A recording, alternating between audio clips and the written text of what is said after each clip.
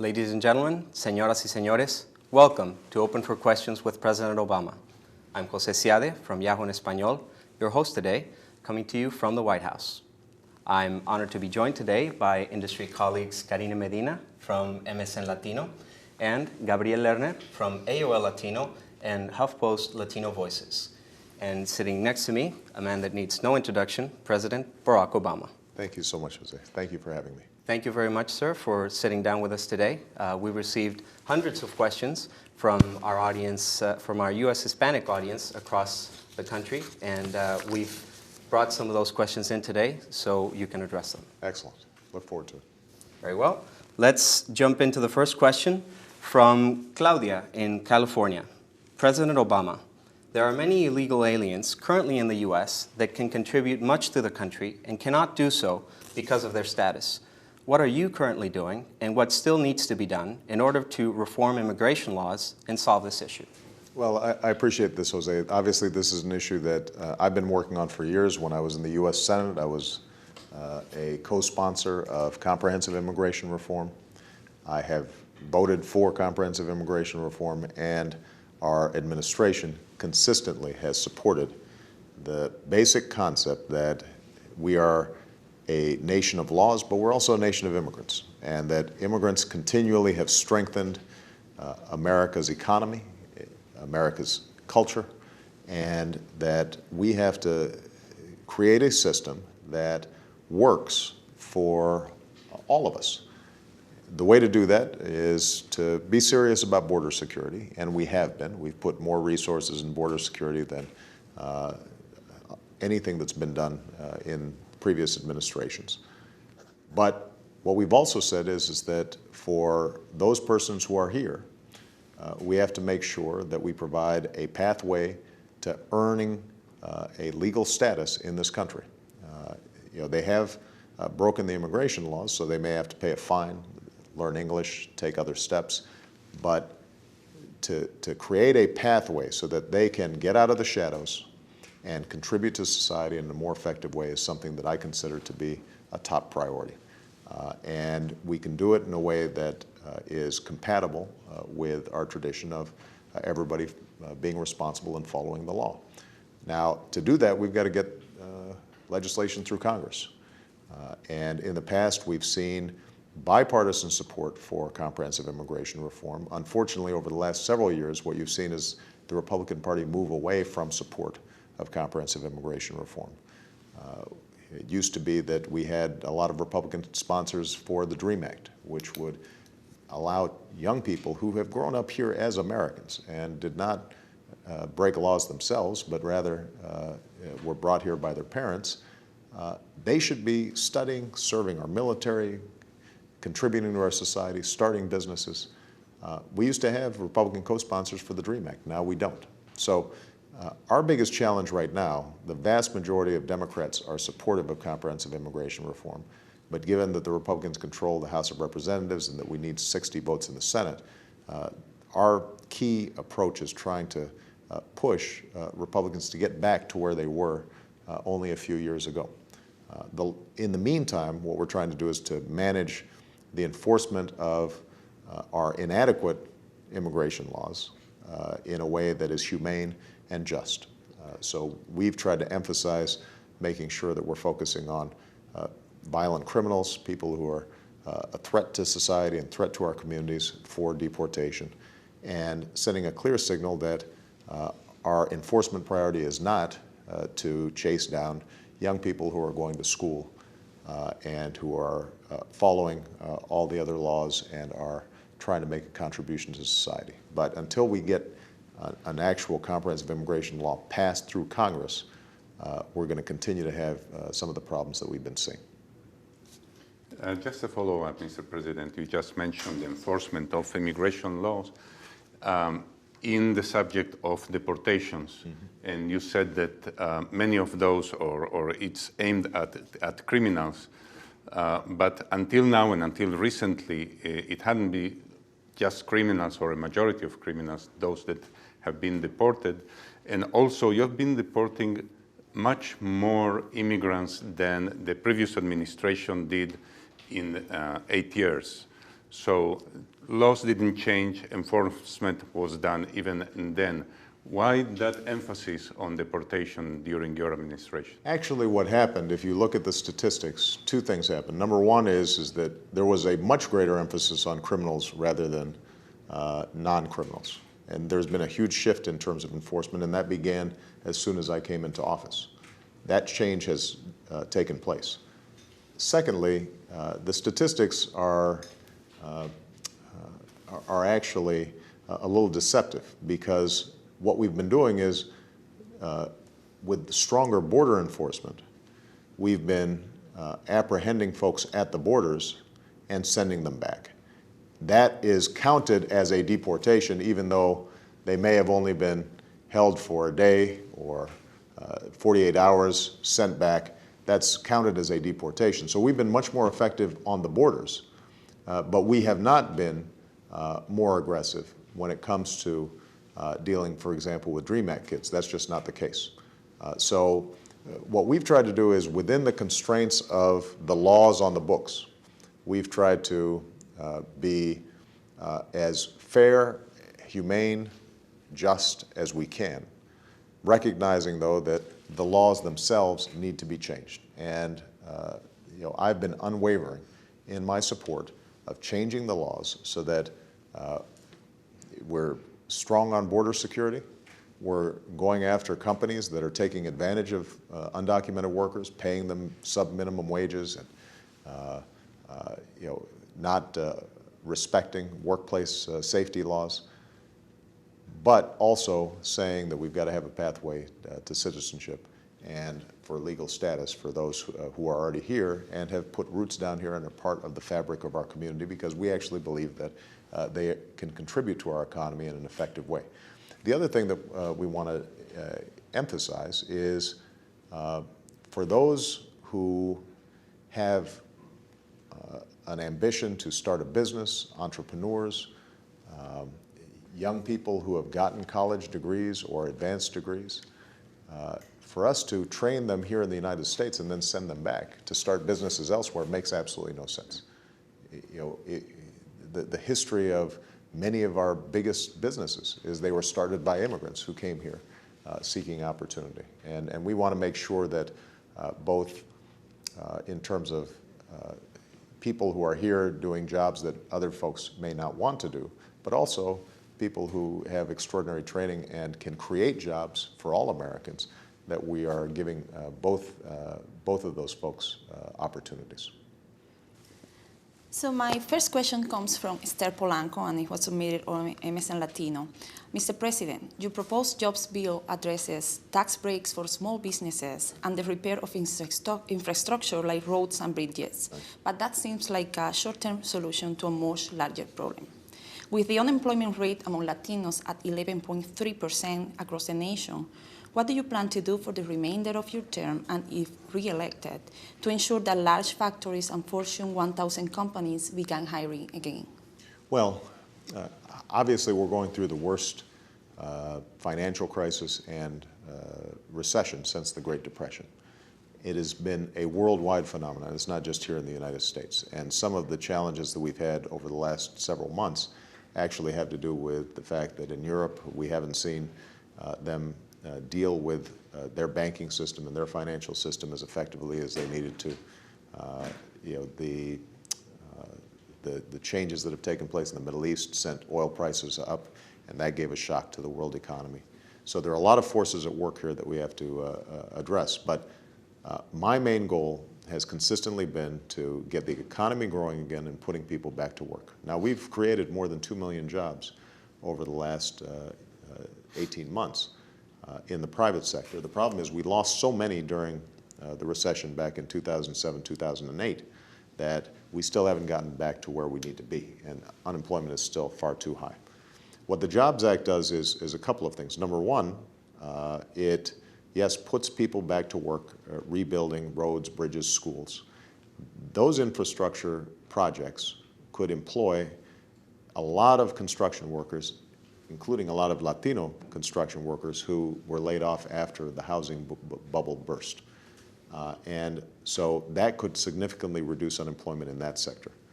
it says that we're going to rehire teachers. And the Latino community obviously is deeply concerned about education. A lot of schools are understaffed in Latino communities where the young population, the youth population is growing rapidly. Putting teachers back to work is not only good for employment, but it's also good for training our young people. The tax breaks that we give, there are 250,000 Latino small businesses. They hire a lot of people. And if they are getting significant tax breaks, that gives them more capital. It allows them to expand their businesses, grow, and potentially hire more workers.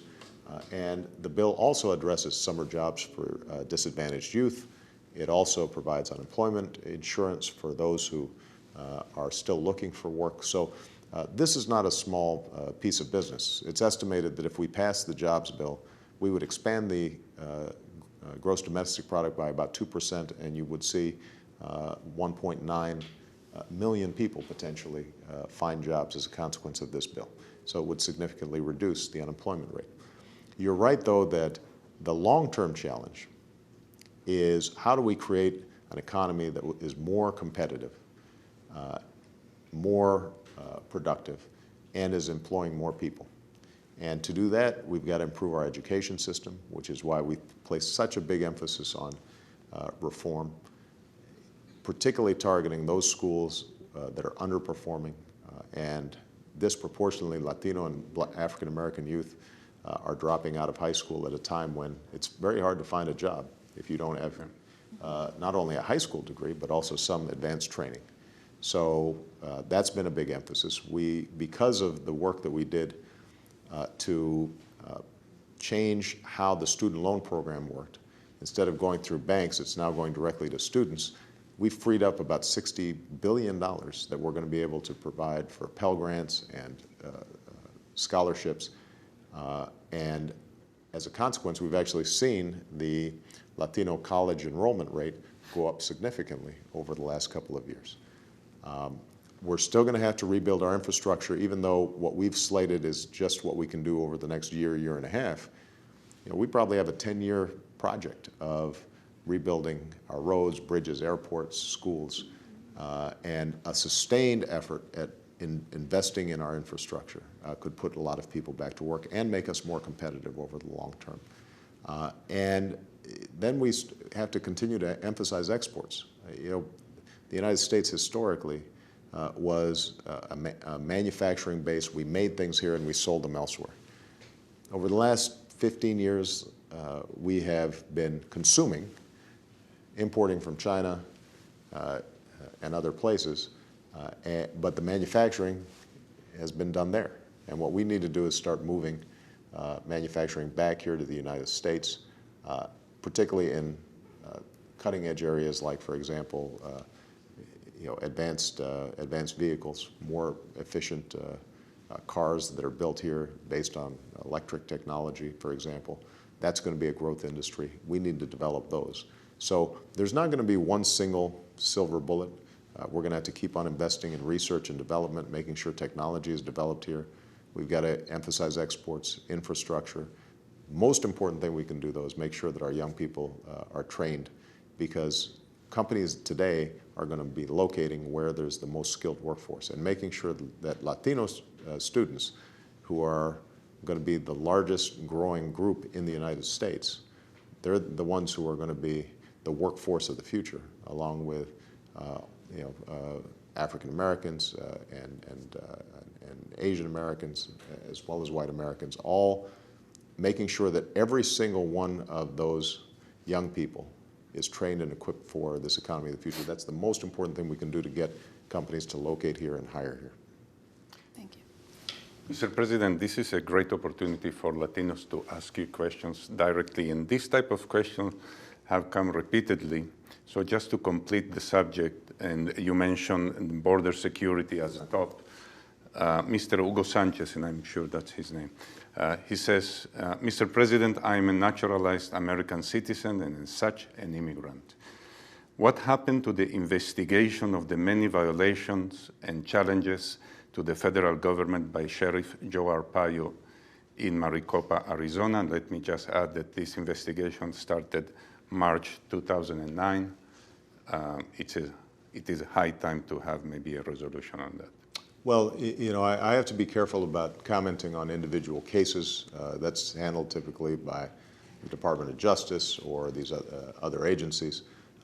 What I will say is this, that the approach that's been taken to immigration in Arizona, I think has not always been as productive as it's been. As you know, we challenged the Arizona law that was supported by the sheriff because we thought that there was a great danger that naturalized citizens, individuals with Latino surnames potentially could be vulnerable to questioning.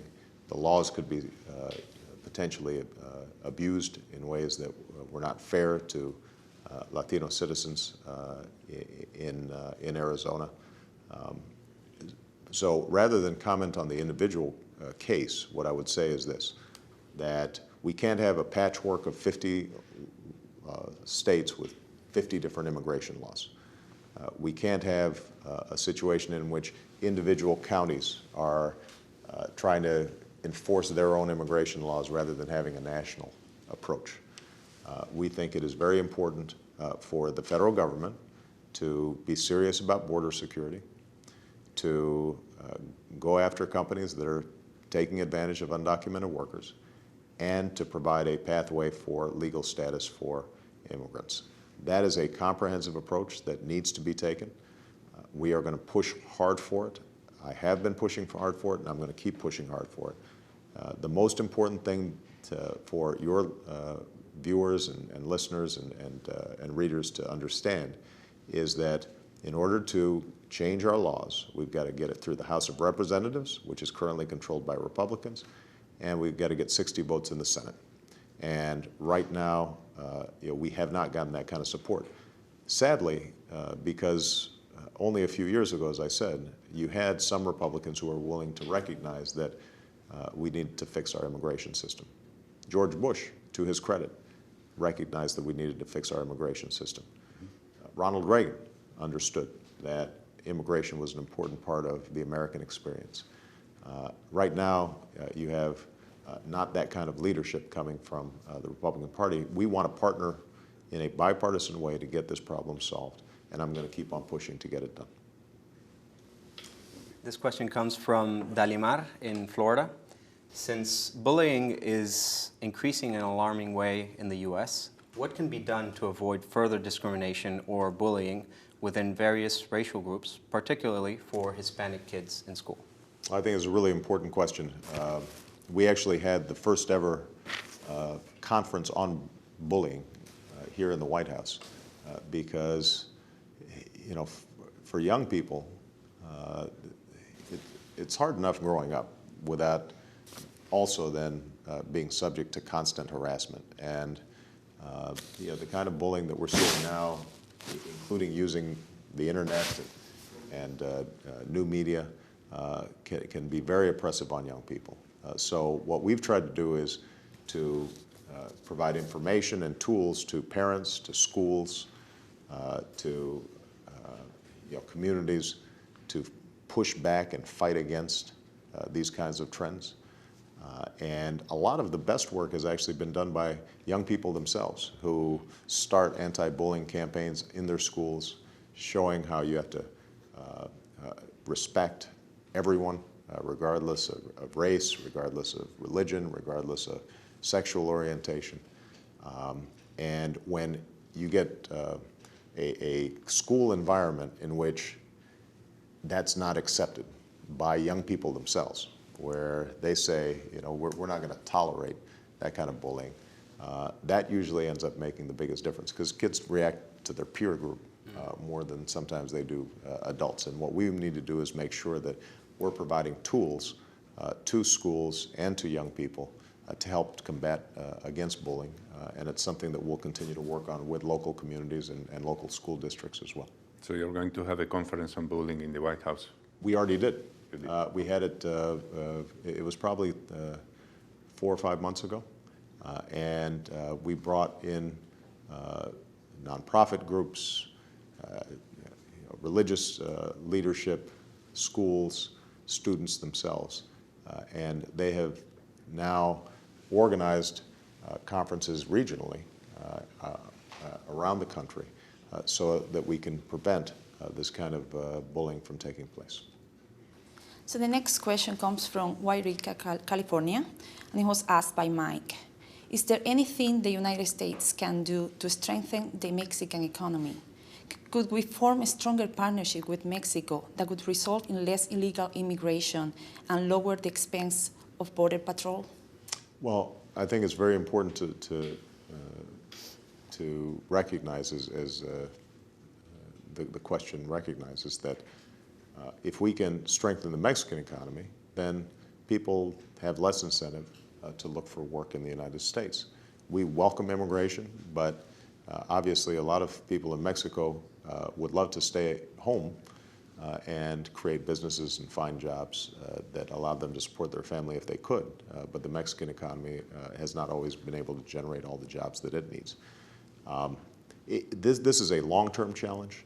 The Mexican economy is very integrated to the world economy and the U.S. economy, so they were affected by the recession very badly themselves. I have a great relationship with President Calderon, and we have looked for a whole range of ways that we can improve cross-border trade. For example, we've been focused on how we can change the border's infrastructure so that goods are flowing more easily back and forth. Ultimately, though, the Mexican economy is going to depend also on changing some of the structures internally to increase productivity, to train the workforce there. So education in Mexico is going to be also very important. Part of what's happened in Mexico is that a lot of people have been displaced from the agricultural sector and they moved to the cities. They don't have the skills necessarily for the higher skilled jobs that exist in urban areas. And so an education agenda in Mexico is also important, just as it is here in the United States. But we very much want to work with Mexico around their development agenda because the more they are able to generate industry and businesses in Mexico, to some extent, that's probably going to be one of the best solutions for the immigration pressures that we've been seeing over the last decade or so. Mr. President, on the Defense of Marriage Act, also called DOMA, this comes from Kevin in North Carolina. He says, I'm a gay American who fell in love with a foreigner. As you know, due to DOMA, I'm not permitted to sponsor my foreign-born partner for residency, and as a result, we are stuck between a rock and an impossible situation. How do you intend to fix this? Waiting for DOMA to be repealed or struck down in the courts will potentially take years. What do binational couples do in the meantime?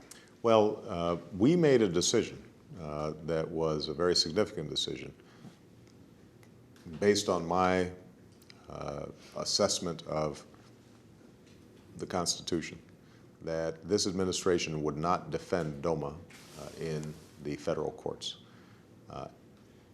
It's not going to be years before this issue is settled. This is going to be settled fairly soon because right now we have cases pending in the federal courts. Administratively, we can't ignore the law. DOMA is still on the books. But we have said is even as we enforce it, we don't support it. We think it's unconstitutional. The position that my administration has taken, I think, will have a significant influence on the court as it examines the constitutionality of this law. And once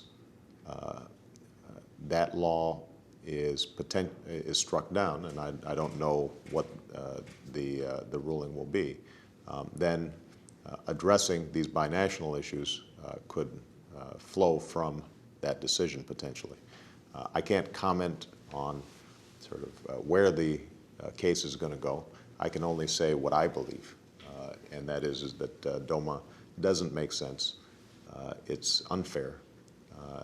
I don't think that it meets the demands of our Constitution. And In the meantime, if, I've already said that I'm also supportive of Congress repealing DOMA on its own and not waiting for the courts. The likelihood of us being able to get the votes in the House of Representatives for DOMA repeal are very low at this point. So truthfully, the recourse to the courts is probably going to be the best approach. Me again, on the DREAM Act that you mentioned before, and this is like a statement from Cesar in New York City. He says, Mr. President, I am an undocumented law graduate from New York City. I'm just writing to say that your message that you do not have a dance partner is not a message of hope. A real dancer goes out on the dance floor and takes out his or her dance partner. You are just waiting. You have the facts, number, dollars, and votes on the side of granting administrative relief for dreamers. We are doing our part. It is time to do yours, Mr. President. I just have to continue to say, this notion that somehow I can just change the laws unilaterally is just not true. We are doing everything we can administratively. But the fact of the matter is, there are laws on the books that I have to enforce. And I think there's been a great disservice done to the cause of getting the DREAM Act passed and getting comprehensive immigration passed by perpetrating the notion that somehow by myself I can go and do these things. It's just not true. Now, what we can do is to prioritize enforcement, since there are limited enforcement resources, and say, we're not going to go chasing after this young man or anybody else who's been acting responsibly and would otherwise qualify for legal status if the DREAM Act passed. But we live in a democracy. You have to pass bills through the legislature, and then I can sign it. And if all the attention is focused away from the legislative process, then that is going to lead to a constant dead end. We have to recognize how the system works and then apply pressure to those places where votes can be gotten, and ultimately we can get this thing solved. And nobody will be a stronger advocate for making that happen than me. This next question is about Cuba, and it comes from Landy C. in Florida. What is your position regarding Cuba and the embargo? What should the Cuban people expect from you and your government during the remainder of your term and in the future if you are re-elected? Well, what we did with respect to Cuba was recognize that the Cuban people now have not enjoyed freedom for 50 years. And everywhere else in the world, you've been seeing a democratization movement that has been pressing forward throughout Latin America. Democracies have emerged from previously authoritarian regimes. The time has come for the same thing to happen in Cuba. Now, what we've tried to do is to send a signal that we are open to a new relationship with Cuba if the Cuban government starts taking the proper steps to open up its own country and its own democracy and provide the space and the respect for human rights that would allow the Cuban people to determine their own destiny. I changed the remittance laws so that family members could more easily send money back to Cuba, because that would give them more power and create an economic space for them to prosper. Within Cuba, we have changed the family travel laws so that they can travel more frequently, as well as laws that relate to educational travel. So we've made these modifications that send a signal that we're prepared to show flexibility and not be stuck in a Cold War mentality dating back to when I was born. On the other hand, we have to see a signal back from the Cuban government that it is following through on releasing political prisoners, on providing people their basic human rights in order for us to be fully engaged with them. And so far, at least, what we haven't seen is the kind of genuine spirit of transformation inside of Cuba that would justify us eliminating the embargo. I don't know what will happen over the next year, but we are prepared to see what happens in Cuba. If we see positive movement, we will respond in a positive way. Hopefully, over the next 5 years, we'll see Cuba looking around the world and saying, we need to catch up with history. And as long as I'm president, I will always be prepared to change our Cuba policy if and when we start seeing a serious intention on the part of the Cuban government to provide liberty for its people. But that's always my watchword: are we seeing freedom for the Cuban people to live lives of opportunity and prosperity? If we are, then we'll be supportive of it. So those conditions will suffice? Human rights, free political prisoners, no demand for a change in the economic structure, for example? Well, it's very hard to separate liberty from some economic reforms.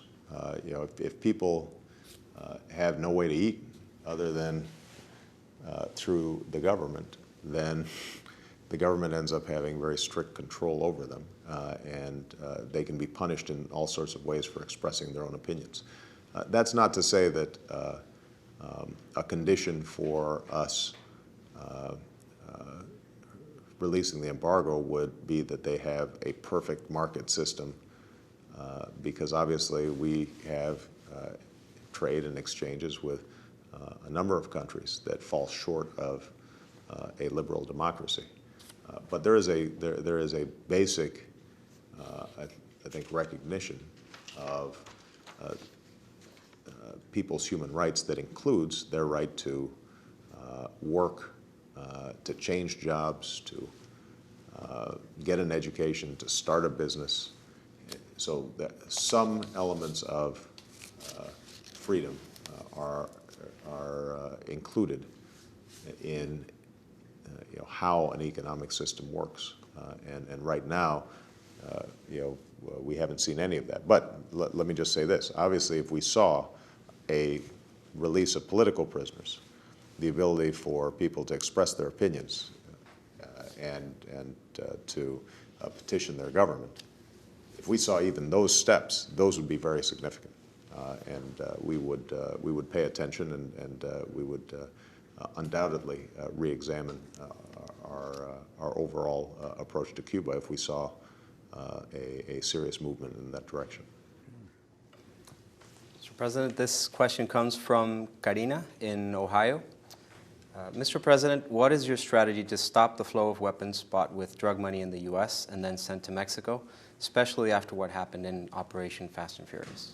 Well, this is a great challenge, and I've been the first one to admit, I've said this publicly in bilateral meetings with President Calderon, that there's a two-way street in terms of the problems of transnational drug operations. The Mexican government, I think, has been very courageous in taking on these cartels at great cost, obviously, with respect to violence in Mexico. That's the right thing to do. We have to be a more effective partner in both reducing demand for drugs here in the United States and for stemming the flow of weapons and cash that help to finance and facilitate these cartels. So we're working very hard to have a much more effective interdiction effort of south to north, or north to south traffic than we have in the past. So we are checking southbound transit to try to capture illegal guns illegal cash transfers to drug cartels. It is something that we have been building over the last couple of years. It's not yet finished, and there's going to be more work to do. Part of the issue here, obviously, is budgetary.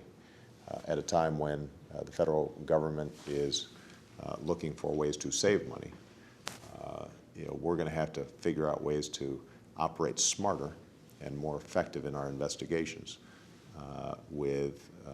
without a huge expansion of resources, because those resources aren't there. And in terms of the demand here in the U.S., what kind of efforts? With respect to demand in the U.S., our drug czar here in the United States, I think, has done a very good job working with schools and local communities, working with local law enforcement to try to continue to reduce drug demand. One of the things that I've always believed is that, and this is reflective in my administration's policy, is that we can't just think about this as a law enforcement issue. We also have to think of it as a public health issue. If you think about the enormous changes that have been made in terms of people's use of tobacco, for example, that wasn't because of they were arrested. It was also because young people were taught that smoking was bad for your health, that it didn't make you cool. There were public service announcements, right? So, I think taking a comprehensive approach that includes interdiction and law enforcement, but also takes into account public health strategies, treatment. In a lot of cities around the country, if you decide that you want to rid yourself of drugs, you may have to wait 3 months, 6 months to get into a local treatment program.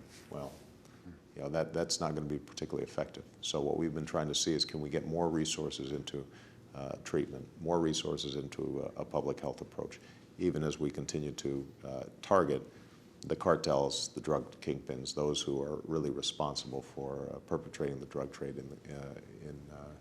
in communities across the country. From Jose Hoga, from here, Washington, D.C. President Obama, what do you believe is the greatest challenge that the Hispanic community faces in this country, and what can we do better to prepare our children to take full advantage of the great opportunities this country offers? I think the biggest challenge for all of us, but this is especially true in the Latino community, is improving our education system.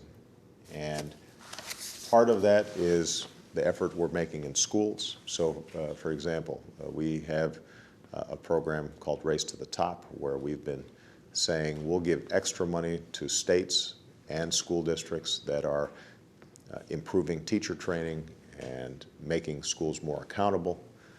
It's resulted in over 40 states changing their laws to adopt to best practices in education. We put forward an additional $4 billion that is being used to target those schools that have a severe dropout problem, or the worst performing schools. A lot of them are Latino or African American. And for example, I was in a school in Miami where they changed their principal, they changed a third of their staff, they changed their curriculum. They had a complete makeover, extreme makeover. And now graduation rates have gone way up. More kids are taking AP classes and college prep classes. So a lot of the work has to be done in terms of reforming how education is delivered. We need to improve the construction of schools. My jobs bill includes building and repairing schools, and especially in the Latino community where there's a large youth population, you're seeing overcrowded schools, kids learning in trailers. That's not sending a good signal to people about the importance of education. So passing this jobs bill can be very important in terms of improving the school, the physical plant, but also putting teachers back in the classroom. But finally, so much of school performance also has to do with attitudes at home, with parents and in the community. And a strong message that I sent to all students, but especially Latino and African American students who tend to drop out at higher rates or fall behind faster, is the day is gone when without an education, you can somehow get a job that supports you. Even if you're not going to a four-year college, needing to get some advanced training at a community college. Even if you want to work in a factory today, you now have to know computers. You have to have math skills. You have to be able to communicate effectively. So telling our children, you have to turn off the TV, stop playing the video games, do your homework, aspiring to excellence in education. That's the issue that probably we have to work on, and there's no quick fix there. I mean, that's a 10-year, 20-year project. It's not a 6-month project. But if we can make significant changes there, then I think the future prospects for our kids are going to be very strong. Mr. President, on your opinion on the state of integration of Latinos in our political life. This question comes anonymous. I'm sure it's not from the person we are talking about. With the prospect now of a Romney-Rubio ticket, or a Rick Perry-Rubio ticket, or a Bachmann-Rubio ticket, do you think it's time for an Hispanic vice president and maybe president after that? I am absolutely certain that within my lifetime, we will have a Latino candidate for president who is very competitive and may win. You just look at the demographics, right? I mean, the Latino population is growing faster than any other population. You look at a state like Texas, where it will, within my lifetime, be majority Latino. With numbers comes political power. Now, the challenge, I think, politically for Latinos across the country is, are folks registering? Are they voting? And we still have not seen the kinds of participation levels that are necessary to match up the numbers with actual political power. Mm-hmm. Right. And my hope is that in 2012, and 2016, and 2020, you continually see participation rates increase more and more for Latinos, and that will inevitably lead to both parties, I think, being more responsive to Latino issues. If you're voting at a low rate, then you are giving up some of your power. If you're voting at a high rate, then you're going to have more influence, and that's true of every single group.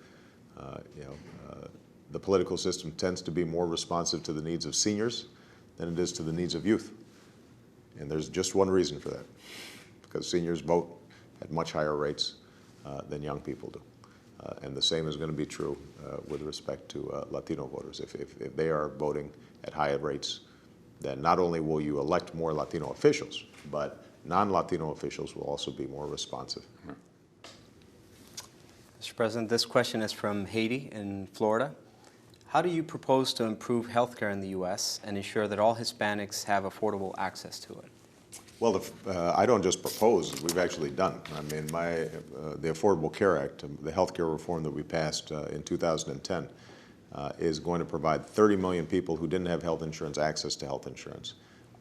A disproportionate number of those people will be Latinos, who are the most likely to not have health insurance. So this is hugely important to the Latino community. Even now, already, even though the law will not be fully implemented until 2013, you already have evidence that over 1 million young people are now having health insurance through their parents' coverage, and so their insurance levels have increased. People with pre-existing conditions in various states are able to access health care for the first time. But ultimately, what we're going to be doing is setting up by 2013, so in the next year and a half, 2 years, we are going to be having exchanges where everybody who doesn't have health insurance will be able to buy the same kind of health insurance that members of Congress get. And if they can't afford it, the premiums, then they will get subsidies and they will get help from the government in order to be able to purchase that insurance. And that will make a huge difference in the Latino community. And if you have insurance, then you're less likely to develop preventable diseases. The rates of diabetes and heart disease and other preventable diseases in the Latino community are way too high. So having regular checkups, preventive care, all that can actually, over the long term, reduce our costs of care because people don't show up at the emergency room. They've actually been able to treat their potential illnesses much earlier. So this is probably the last question because we're running out of time. So it comes from Jose Serrano, and it's about Puerto Rico. Mr. President, during your visit to Puerto Rico, you mentioned that the Congress will consider action on the island status as soon as there is a clear winner from the voters. What percentage of votes or what other requirements are needed in order to establish a clear winner from a referendum? Yeah. Well, I don't have a particular number in mind. I think that the key here is that the status of Puerto Rico should be decided by the residents of Puerto Rico. And so the issue for us is if the plebiscite, if the referendum that takes place in Puerto Rico indicates that there's a strong preference from a majority of the Puerto Rican people, I think that will influence how Congress approaches any actions that might be taken to address status issues. If it's split down the middle, 50-50 or 51-49, then I think Congress's inclination is going to be not to change, but to maintain the status quo until there's a greater indication that there is support for change. But what the task force that I put forward did, I think, was to examine all the arguments on every side, to do so in a fair way, unbiased way, not trying to put the thumb on the scale, and say that a well-structured plebiscite, a well-structured referendum in Puerto Rico could help determine this. And I think what we've also recommended, although this has not yet been adopted, is that if it's inconclusive, then we can set up a process here in Congress that would lead to further examination of what our options would be. But for now, the most important thing, I think, is to see if there's a clear sense of direction from the Puerto Rican people themselves. If they continue to be divided, it's hard to imagine that Congress is going to be wanting to impose a single solution on the island. Mr. President, this question came really repeatedly on Social Security. Tusi from New York, he asks, I would ask mi presidente, because he is my presidente, when are you going to give us a stimulus on our retired persons check? And Teresita from Piney Creek, North Carolina adds, we have not received anything additional in 2 years, but everything we buy or need keeps increasing really fast. Well, this is a question that I always get from Social Security recipients as well. The way Social Security is set up is each year there's a cost of living adjustment. But over the last 2 years, because of the recession, inflation didn't really exist in the aggregate. So even though one particular good or gas prices might have gone up a little bit, when you looked at the basket of goods, there wasn't a lot of inflation over the last 2 years. That's why the cost of living adjustment did not kick in. And I think people think that this was a decision somehow that was made by us. It's actually something that just happens automatically. We expect that people will be getting a cost of living adjustment this year because there has been some significant inflation, particularly in food and fuel prices. So the expectation is that this year you'll get it. You didn't get it in the last 2 years, not because I didn't want to give it to you, but because the law said that if there's no inflation, then you don't get it. We had actually proposed in Congress to provide a $250 one-time check to seniors to help accommodate the difficult times that they were having, but we couldn't get it passed through Congress. Mr. President, that's all the time that we have with you here today. For everyone watching at home, if you missed part of the conversation, you can go online later on today and watch the on-demand version of the conversation. From everyone here in the table and on behalf of everyone who sent in their questions online, I'd like to thank you, Mr. President, for spending the last hour with us. And everyone watching online, muchas gracias y hasta pronto. Thank you so much, everybody. I enjoyed it.